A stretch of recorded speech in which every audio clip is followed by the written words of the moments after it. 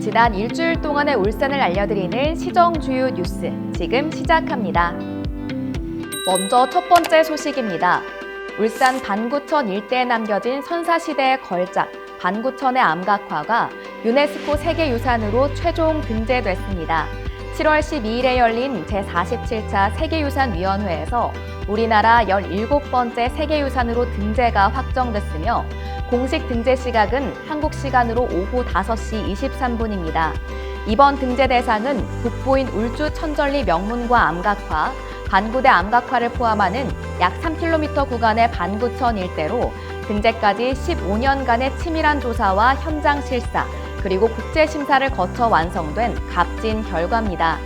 세계유산위원회는 반구천의 암각화를 탁월한 관찰력으로 그려진 생동감 있는 그림과 고래잡이를 주제로 한 희소한 구성이 선사시대의 창의성과 문화 발전을 보여준 점을 인정했으며 선사시대부터 약 6,000년에 걸쳐 지속된 암각화의 전통을 증명하는 독보적인 증거라고 평가했습니다. 울산시는 이번 등재를 계기로 반구천 암각화의 체계적 보존과 국제적 활용을 더욱 강화할 계획입니다. 울산의 선사문화가 세계문화유산으로 자리매김한 만큼 문화도시 울산의 위상이 한층 더 높아질 것으로 기대됩니다. 두 번째 소식입니다.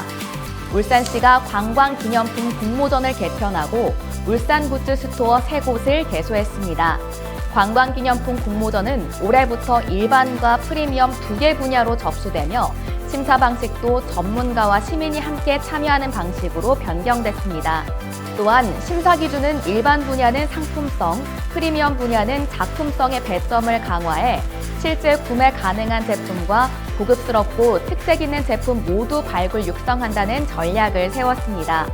아울러 태화강 국가정원 안내센터 외에도 울산 굿즈 스토어가 울산 박물관과 암각화 박물관에 새롭게 문을 열었으며 태화강역에도 연말에 설치될 예정입니다. 굿즈 스토어에선 반구대 암각화 머그컵 등 울산의 지역성을 담은 기념품 22종과 올해 공모전 수상작 12종을 구매할 수 있습니다. 또한 9월에서 10월 중 온라인 쇼핑몰 울산몰에도 관광 스토어를 개설해 접근성을 높여 온 오프라인으로 관광 기념품 도록 배포와 다양한 마케팅도 함께 진행해 고부가가치 관광 기념품 육성에 속도를 낼 예정입니다. 울산시는 이번 정책을 통해 관광객들에게 울산의 추억을 선물하고 지역 자긍심을 높이는 공간으로 키워갈 계획입니다. 관광 기념품이 울산의 정체성을 알리는 특별한 매개체가 되기를 바랍니다. 세 번째 소식입니다. 울산 양산 부산 광역철도 건설 사업이 국가 예비 타당성 조사를 통과해 본격 추진됩니다. 총 사업비 2조 5,475억 원이 투입되는 이번 사업은 47.6km 구간에 11개 정거장이 신설되고 2031년 개통을 목표로 전 구간 운행 45분, 하루 35회 운행될 예정입니다. 울산 구간엔 KTX 울산역, 유니스트, 범서, 우거, 울주군청, 웅촌 등 6개의 정거장이 설치될 예정이며 경전철 차량이 도입됩니다. 울산역에서 무거 구간은 셔틀 열차로 하루 16회 추가돼 총 51회 운행되고 배차 간격은 15에서 20분, 수요 시간은 15분 안팎으로 시민 체감도가 높은 편리한 교통 서비스가 제공될 예정입니다. 광역철도는 트램 1호선 종점인 무거 신북 정거장과 직접 연결되고 향후 남북축 2호선, 동부로의 3호선, 원도심 4호선과도 연계될 예정입니다. 이번 사업으로 교통망 확충은 물론 고용 창출과 역세권 개발 등 지역 경제 활성화와 KTX 울산역 인근 역세권 도시 개발 사업, 복합 특화단지 사업 등 주요 개발 사업이 탄력을 받을 것으로 보이며 동남권 순환광역철도 사업도 지난해 말 예비 타당성 조사가 착수돼 연내 가시적인 성과가 기대됩니다. 울산시는 2027년까지 기본계획 설계 마무리와 2030년 공사 준공, 그리고 2031년 개통을 목표로 행정에 힘쓸 것이라 밝혔습니다. 울산시가 앞으로도 편리한 교통과 함께 활기찬 도시 발전이 이어지길 기대합니다. 네 번째 소식입니다. 울산시가 2028 울산국제정원 박람회 준비 상황을 점검하기 위해 전담팀 추진 상황 보고회를 개최했습니다. 이번 보고회는 7월 11일 시청에서 열렸으며 안승대 행정부시장을 비롯해 박람회 관련 지원부서 관계자 20여 명이 참석해 박람회 추진 성과와 향후 계획을 공유하고 연계 사업 준비 상황을 집중 점검했습니다. 울산시는 그동안 박람회 조직위원회 지원 조례를 제정하고 특별법 심의를 추진하는 등 행정 재정 지원 기반을 마련했습니다.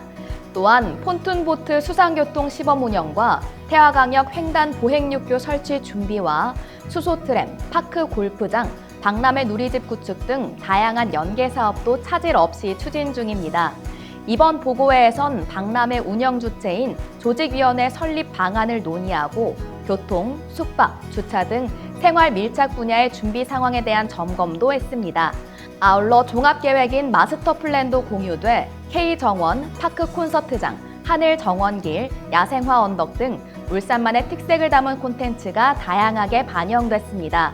2028 울산국제정원 박람회는 정원의 유토피아, 지구의 요람을 주제로 2028년 4월부터 10월까지 태화강 국가정원과 삼산 여천 매립장 일원에서 열릴 예정입니다. 세계 정원 도시로 도약하는 울산의 미래가 더욱 기대됩니다. 마지막 소식입니다.